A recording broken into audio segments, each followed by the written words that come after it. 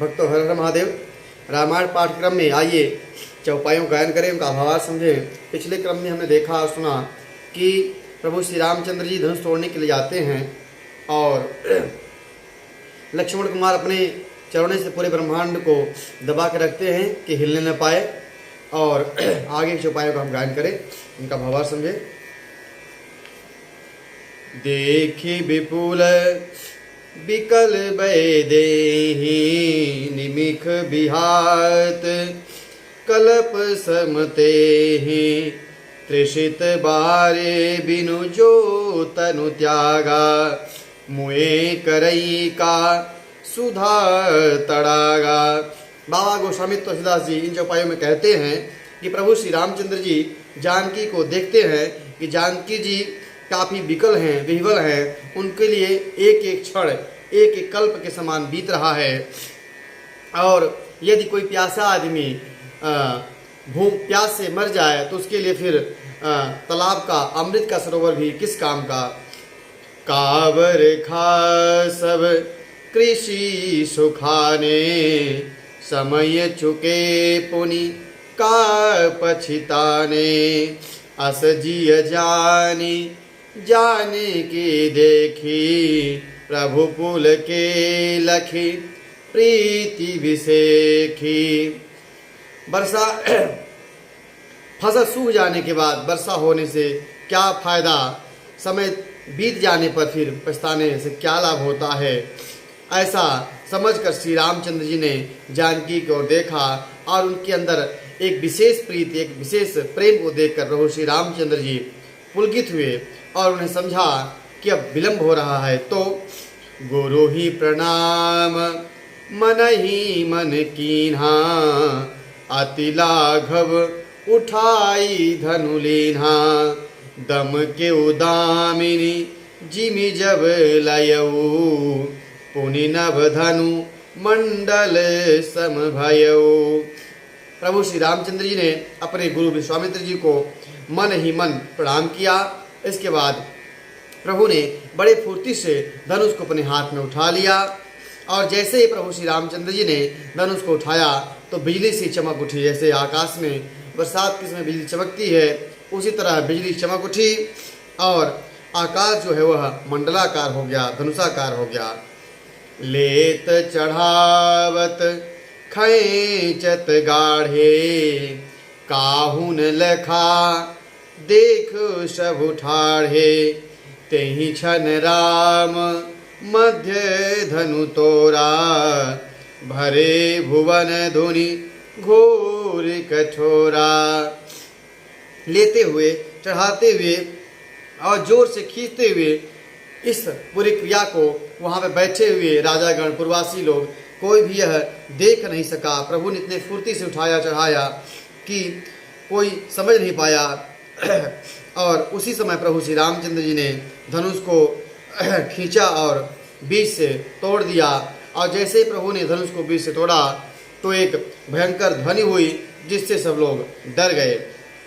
भरे भुवन घोर कठोर रवि बाजित जिमार्ग चले चिक्कर ही दिग्गज डोल महियहि कोल कूरुम कलमले सुर असुर मुनि कर कान दीने सकल विकल विचार ही कोदंड खंड राम तुलसी जयति वचनोचार ही। घोर कठोर शब्द वाले शब्द सुनकर लोग भय से डर गए। भगवान सूर्य के जो अश्व थे वह मार्ग छोड़ के भटक गए। दिग्गज चिघाड़ने लगे, धरती डोलने लगी, शेष बराह और कच्छप कलमला उठे। देवता, राक्षस और मुनि के कानों में हाथ रखकर व्याकुल हो गए और विचारने लगे। तुलसीदास जी कहते हैं कि यह सबको निश्चित हो गया कि प्रभु श्री रामचंद्र जी ने धनुष को तोड़ दिया और प्रभु श्री रामचंद्र की सब जय बोलने लगे। बोले राजा रामचंद्र की जय। शंकर चापु जहाजु सागर रघुबर बाहुबल बूढ़ को सकल समाज चढ़ा जो प्रथम ही मोह बस।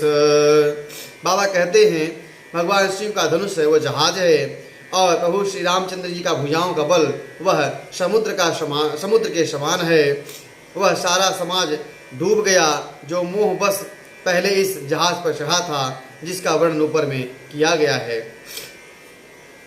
प्रभु दो चाप खंड मही डारे, देखी लोग सब भय सुखारे। कौशिक रूप पयो निधि पावन, प्रेम बारी अब गाहु सुहावन। प्रभु ने धनुष को तोड़कर उसे पृथ्वी पर रख दिया, जिसे देखकर लोग जो है सुखी हुए, उनको आनंद की प्राप्ति हुई। मुनि विश्वामित्र जी पवित्र समुद्र में, जिसमें प्रेम रूपी सुंदर अथाह जल भरा हुआ है, राम रूप राकेश निहारी, बढ़त बीची पुल कावली भारी। बाजे नभ गह गए निशाना, देव बधूना चही करी गाना। राम रूपी चंद्र को देखकर उनका जो शरीर है वह पुलकावली हो रहा है, उसमें लहरें आ रही हैं, आकाश में बड़े जोर से नगाड़े बज रहे हैं, और जो देवांगनाएं हैं, अप्सराएं हैं, वह आकाश में नृत्य कर रही हैं। ब्रह्मादिक सुर सिद्ध मुनीषा, प्रभु ही प्रशंसहि देहि असीसा। बरसहि सुमन रंग बहुमाला, गावहि किंकर गीत रसाला। ब्रह्मा आदि देवता, सिद्ध और मुनीश्वर लोग प्रभु की प्रशंसा कर रहे हैं, आशीर्वाद दे रहे हैं। वे रंग बिरंगे फूल की मालाएं बरसा रहे हैं, और किन्नर लोग रसीले गीत गा रहे हैं। रही भुवन भरी जय जय बानी, धनुष भंग धुनि जात न जानी। मुदित कहीं जह तह नर नारी, भंजे राम शंभु धनु भारी। सारे ब्रह्मांड में जय जयकार की ध्वनि छा गई।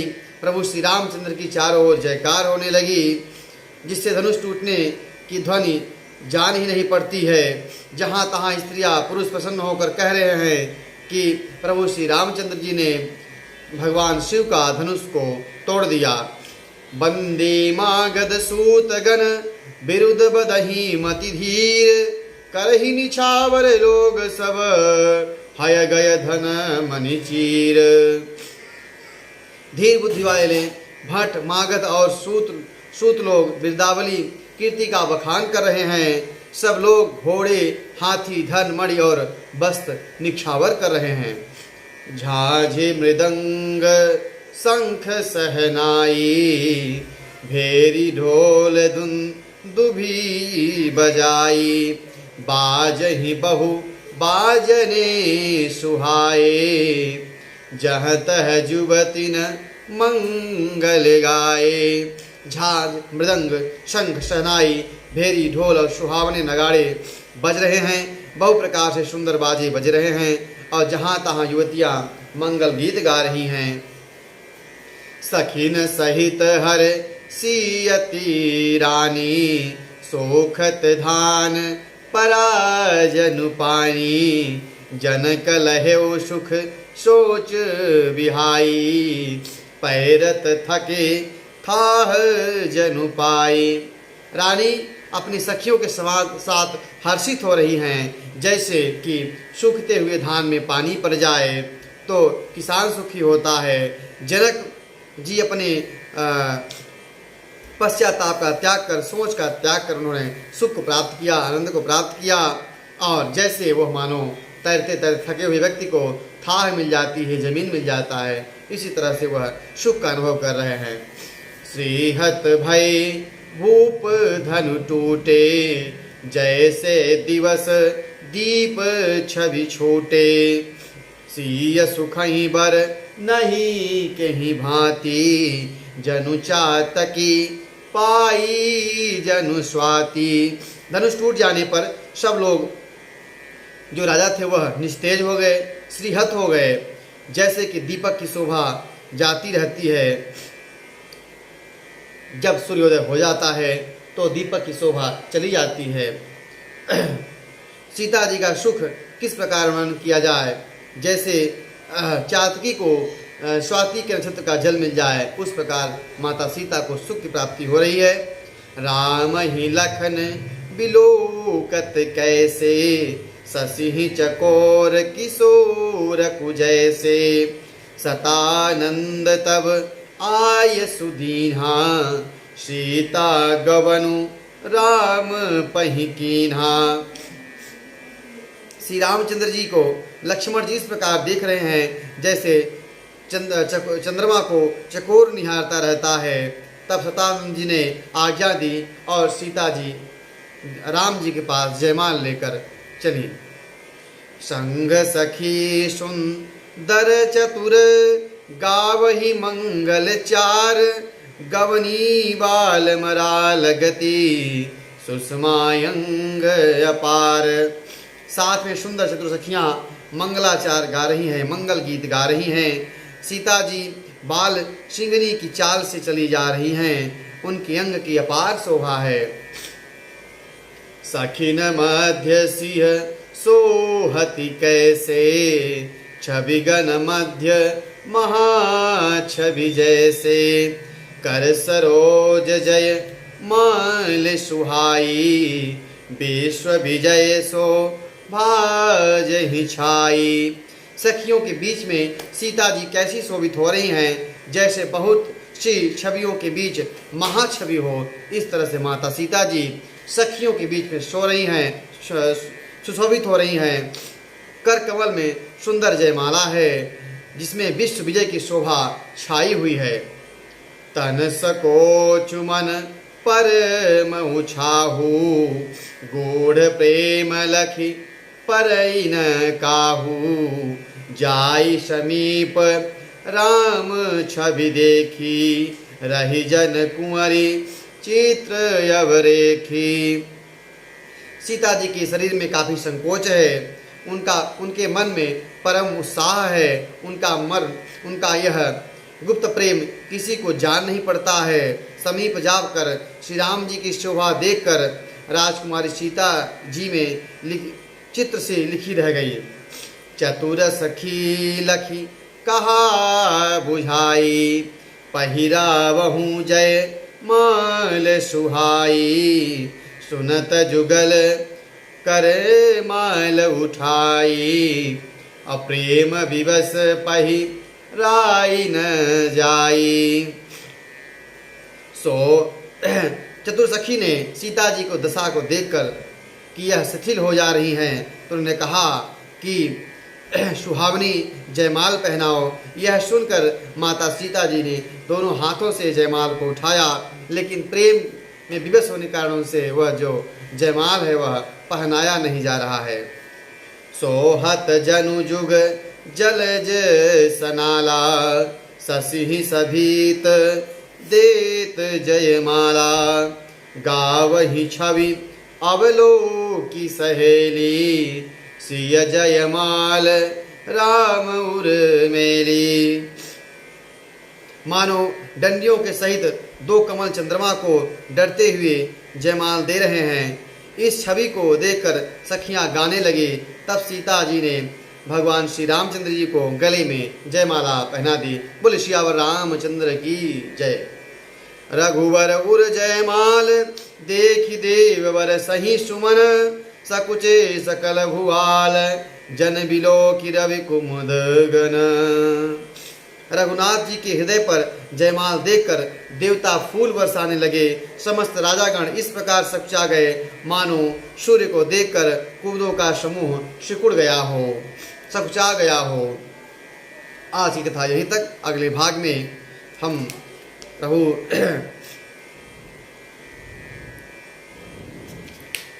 परशुराम जी का आगमन होता है, उस कथा का गायन करेंगे।